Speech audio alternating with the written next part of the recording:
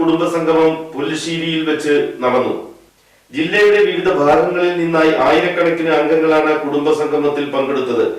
വിവിധ ഭാഗങ്ങളിലായി ചിന്നിച്ചിതറിക്കിടക്കുന്ന പുത്തൻപുരക്കൽ കുടുംബാംഗങ്ങളെ ഏകോപിപ്പിച്ച് അവരിലെ അക്ഷരനരെയും നിലാരംബരെയും കണ്ടെത്തി അവരെയും കൂടെ നിർത്തി ചേർത്തു പിടിക്കുക എന്ന ലക്ഷ്യത്തിലാണ് ഇത്തരത്തിലൊരു കുടുംബസംഗമത്തിന് തുടക്കം കുറിച്ചത് എന്ന് സംഗമം ഉദ്ഘാടനം ചെയ്തുകൊണ്ട് സുലൈമാൻ ഫൈസി പറഞ്ഞു.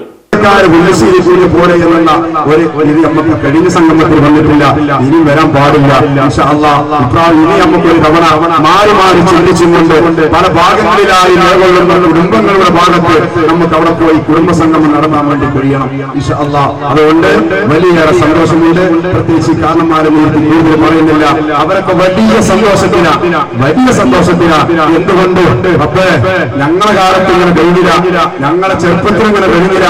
എന്നാൽ ഞങ്ങൾക്ക് വയസ്സകാലത്ത് 60, 70, 75 വയസ്സായപ്പോ ഈ കാലങ്ങളിലൊക്കെ ഇവരൊന്ന് ഒരുമിച്ച് കൂട്ടാൻ വേണ്ടി ഞങ്ങളെ കുടുംബത്തിലെ കുട്ടികൾക്ക് കഴിയല്ലോ. ഞങ്ങളെ കഴിവല്ല, ഈ കേവലം എന്റെയോ ബഹുമാനപ്പെട്ട കുഞ്ഞി മുസ്ലിയാരുടെയോ അതല്ലെങ്കിൽ ഇവിടെ ഇരിക്കുന്ന അഡ്മിന്മാരായ 10-14 ആളുകളുടെ പേരെടുത്ത് പറയുന്നില്ല. അവരുടെ കഴിവല്ല, അവർ വിചാരിച്ചാൽ നടക്കില്ല. ഇത് വിജയിച്ചത്, ഇത് ഏറ്റെടുത്ത എന്റെ മുമ്പിൽ ഇരിക്കുന്ന ഈ കാര്യത്തിൽ സംശയമില്ല.